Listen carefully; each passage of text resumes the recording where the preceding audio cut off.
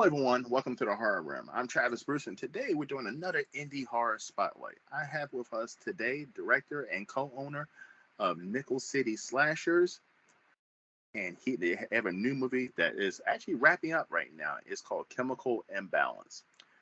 Dan, I have my man Dan Brusso. Dan, pleasure to have you on the Horror Room, my friend. How are you?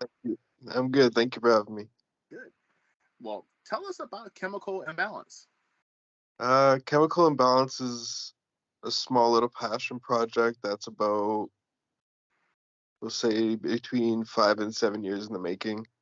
Oh, It wow. was it was a story I came up with a long time ago and slowly built on it. And then there's points in time where it's maybe I'll make this film, and then I let people talk me out of it. But then my co-owner in Nickel City Slashers finally put his foot down, and now we're at where we're at.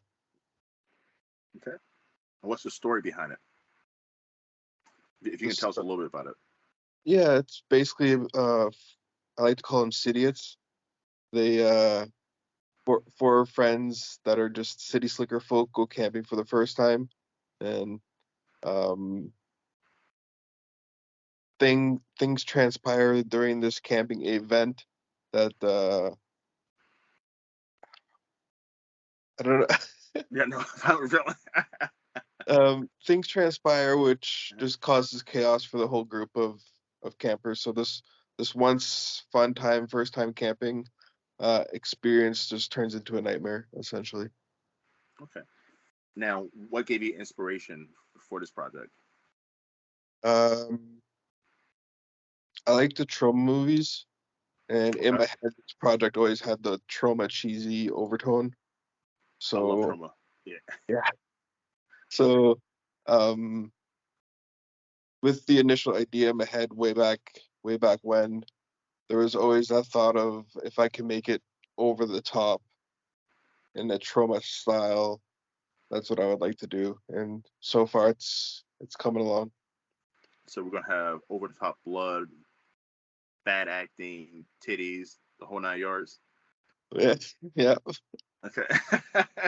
That's what I'm talking about, man. That's what I'm talking about. So, how long Yeah. did it take you to production wise on this film? Mm, we're working on actor schedules so that we haven't had a solid like week on, week off kind of thing. Hmm. Working around everyone's schedules as best I can. So far, we're at 6 days of shooting, and we Okay. have one more left. Now, is it hard right now to make indie films in the year 2020? I know it's easy because of streaming services and pretty much anybody can make, but also has it made the industry a little watered down because anybody can now make a movie and run out there? I don't think it's easier. Um, this is my first like major type of production, Hmm. and it's quite difficult getting it off the ground. Then did you Yeah, use crowdfunding? I used crowdfunding. I had a local backer that started it, Hmm. and then I went with crowdfunding, and that was really, really rough to get off the ground. Um, the first crowdfunding campaign was a complete failure, Wow. so I put things on the back burner, worked on my pitch, I guess, essentially, is what I'm thinking I worked on. Um, put more thought and detail into what I had to write out, and second time worked. Someone was telling me the other day that when it comes to crowdfunding for indie horror, only it was saying that it's only like I think 20% or 25% actually have success, Yeah, and a lot of them never even get off the ground, which is like which has to be. I mean, the finances has to be the toughest part about getting a movie made. 100%. I'm lucky that our budget's like at this point $5,000. That is it. Wow. So we if it was more than that, I don't think we'd be at where we're at now, unfortunately. Hmm. Um, I think maybe part of it is because I don't really have a background of previous works for people to look back and be like, okay, he does know what he's doing. Um, I have a background of short films, but nothing overly impressive, nothing really online or anything like that. Yeah. So I have my knowledge, but people don't know my knowledge. Yeah. Or they're just taking my word for it until like Chemical Imbalance comes out, then they can see that I can actually do something. But I think that's the problem I'm having right now is people don't know my background. So it's kind of making it a little difficult for people to put the trust and faith into the project. And I interview a lot of first time filmmakers that are going from short films to more feature long terms, and that is a struggle. Now, if you were talking to a new filmmaker right now, you're almost at the tail end of your first feature length. What is a piece of advice that you would give them? Um, for one, don't give up on it. Um, you might not get it made or produced, or it may not be ready for when you expect it to be ready, but it doesn't mean it's not gonna end up happening maybe in a month's time. Um, look at the fine details of what you're um, gonna be putting out. I think that was a flaw I had with my first go around with crowdfunding is I didn't look at all the fine details as to what I was putting out there. Mm-hmm. And I think that's what improved the success of the crowdfunding the second time around. Now, is there something that you learned yourself that what's the biggest key filmmaking wise that for the next film you were like, wow, I'm going to two things. Wow, I did that well. I'm going to take that over to my next film. And second thing is, wow, that didn't work. I'm not going to take that over to the second film. Um, I'm going to avoid night shoots. We're doing a lot of like shooting till like 4 or 5 in the morning. I'm going to avoid that for the foreseeable future. Because But it's tough to get the lighting and everything correct down. like we have no budget, so it's really low budget lighting. So like it doesn't look bad. It's trauma, Uh-huh. but no, it looks good for what we're going for. Mm-hmm. But it just the sleep schedule with work on top of that, it just killer. So, but one thing I did learn though is um like for me, this project is I'm trying to get local talent. So a lot of first time actors from like my local area try to get their name out there, Mm-hmm. and that has had a very positive impact in the town. I didn't know about it until it was brought up to me at a convention I was at, where people were saying, "You're that movie guy that they talk about." I said, "Am I?" And they said, "Yeah, apparently, like people in my town are very happy with what I'm doing, trying to keep the arts and um, this kind of a big deal for the city local." So one thing I learned is local is key. Like Mm-hmm. don't alienate your people um, from wherever you're located. There's always somebody that can help. There's a huge influx right now of Canadian indie horror filmmakers. I've interviewed several, and is horror big in Canada? Well, Toronto's got a well. In my town, we actually have a horror store, like straight up horror. It's called Wow, the Gold Hole. really? Yeah, it's impressive. Ottawa doesn't even have one. My little Sudbury town has one. Nice. Yeah, like um, I don't know if it's just I don't know if it's big in Canada, but it's just I think horror's got its niche market, and that market is very strong, and And loyal too. yeah, Now I see you're rocking a Hellraiser shirt. yes, sir. Are you a fan of the? I guess it's a reboot that came out recently. Hulu? Yes. Yes, love it. And they can't release a physical copy soon enough. Like Mm, I was when they announced, it, I was like, oh, because I mean, Hellraiser hasn't had a good movie in a while. It really yeah, hasn't in a yes. long time. I would say maybe the third one, maybe the third one was still iffy, but the first Uh, two I, clock I, classics, huh? I love the third one. Did you? Yeah, yeah. Listen, I didn't hate the third one, but it was okay. But everything after that was garbage. I Um, like the new one just because in Clive Barker's story, hmm the Cenobites were genderless to begin with, so it doesn't hmm really matter that Pinhead's a male or a female. It works regardless. exactly.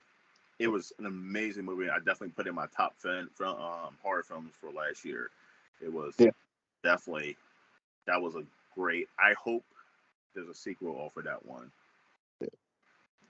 So is Hellraiser your favorite horror series or Um, no, Halloween would be. That's where I pretty much got my start. Well, Friday the 13th was the starting point. hmm Um, as for like characters, Pinhead probably my favorite character, okay? I actually met but Doug Bradley a couple years ago. Nice guy. yeah, Yeah, I mean, no, I think my start in horror came from the miniseries It. And I was about 9 or 10. My parents let me watch it, and it was just downhill from there. nice. Yeah, for me it was Texas Chainsaw Massacre. Believe it or not, that was the first movie I was introduced as a kid, and I've been a horror fan ever since. Yeah, so that our movie nights was consist of horror and action movies, like John Claude Van Damme action movies. So that's why Yeah. I'm a fan of both of them. So, all right, making an indie horror film right now in the year 2023. It seems like right now more gore is the way to go. Is that what is the gore level in your movie? Is it low, medium, or high? We're gonna go with medium. Medium. Yeah. So it's not a consistent bloodbath, but when there's blood, there's lots of it. And it's some creative kills, I'm assuming. Yes. Okay. Now, There, do you have a release date? I'm sorry, good. we were hoping to get it done for about February, but with scheduling conflicts and stuff, we had to push days back. So it's not looking like February anymore, but it's going to be early next year. Now, are you Um, going the film festival route first? that's in discussion with everyone involved. It's I'm working with all the talent equally, the cast, the crew, my partner. I want their opinion on what they feel we should do with this project. Uh, Okay. it's Now, very much a passion project, and I want as much everyone's creativity, everyone's energy in on this in every aspect of it. And on set, you could see it, you could feel the creativity, and hopefully that comes through on the screen. But it's going to be very important to me to get their opinion as to the route we should take. There will be physical copies, but I'm not sure if it's going to go to film festival route first or not. okay. And will you be on any of the streaming services, or I'm hoping to get it on Troma now. that'd be nice? Yeah, I that's love trauma. yeah, I love a trauma. huge inspiration for the project. So if I can get it on there, that'd be amazing. I I don't know if I'm supposed to announce this, but I will be having Lloyd Kaufman himself on my show next month, so that's going to be It's, exciting. So I'm a huge Troma fan. By the way, have you seen? I've heard nothing but good things about the new Toxic Avenger. I haven't seen it. But it's not out yet. But I've heard nothing but good things about it. Okay, I was gonna say I Yeah, missed it, but yeah. In yeah, the film festivals and so forth, they're saying that it's amazing. I'm looking forward to it. Yeah, I have high hopes for it. Me too. I mean, I've heard that Peter Dinklage and Kevin Bacon are doing a great job in it. I hear that it's super gory and it's hard to watch if you're not a horror Yeah, fan. yeah. Yeah. All right. So let's switch over to the fun part of the show. Are you Okay. ready, Dan? All right. I'm going to ask you two random horror questions. Okay. All right. The first thing, if a big budget, if a big distribution company or New Line came up to you right now and said, we're giving you a budget for any movie. What we need for you to reboot a classic, iconic horror series. Which one would it be?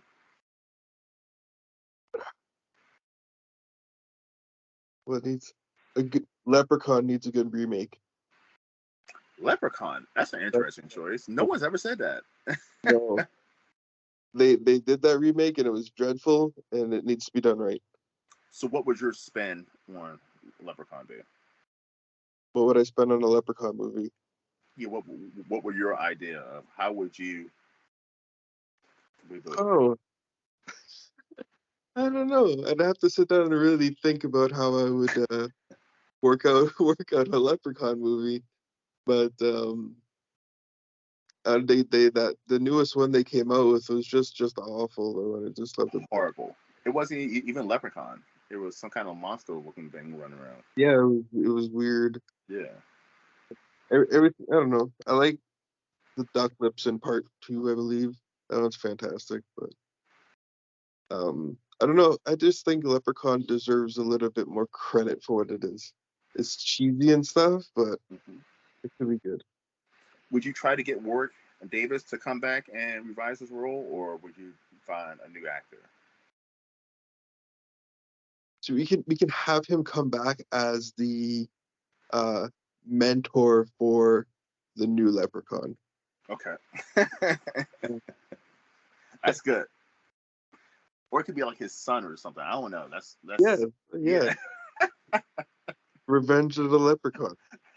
By the way, I actually enjoyed the Leprechaun movies because majority of them, well, all of them are pretty damn bad. I mean, They're I all they're all fun to watch. Like yeah, there's laughs. I mean, Leprechaun in the Hood is fun to watch. Leprechaun in Space. I mean, there's some great, fun to easy watch bad movies. Yeah, yeah. And the Leprechaun is an iconic horror character. Like, I'm glad that they came out with his Funko Pops recently. And I got the whole set, and I was like, I'm glad they came out because he is an iconic horror character, and Yes. and he definitely needs at least one good movie. Like a good Like standalone movie. it doesn't even need to be a serious good movie. It just needs to be good B quality. It just need to be good. Yes. All right. The second movie. The second question. All right. If somebody gave you an additional $100,000 on the budget of your film, Chemical Imbalance, what would you do with it? Or what would you do with it? What would you add to your movie? I would help better pay the cast and crew because they deserve more than they're getting. That's a big thing. Um, More gore, better Or effects, okay. better And better, better lighting at night. better lighting. Yeah, better lighting, more gore, and to help better pay cast and crew. That's an honorable thing to pay the cast and crew more. That's a good thing too. Because I mean, without them, it's a teamwork. It very much is, yeah. All right. So Dan, how can everybody find you, my friend? Um, we're on Facebook. It's facebook.com/NC Slashers, Instagram.com/Nickel City Slashers. Twitter.com/NC Slashers. I don't know if it's X.com now or whatever that is. Yes, I feel. And yeah, that's pretty where we can find us right now. Awesome. Dan, it's been an absolute pleasure, my friend. If you ever want to come on and promote anything, just hit me up. Not on the Slasher app, because I don't think I'm going to be on that for much longer. That was a weird app. I don't know if you see my video, but I just bashed the hell out of the whole Slasher app. But Yeah. so I don't think I'm going to be on. I don't think they'll allow me on there any much No. longer. But so yes, email me. And yes, I would love to have you back on that. 100%. Love it. All right. All right. Well, thank you for coming to the Horror Room, everyone. I'm Travis Bruce. You all have a good one.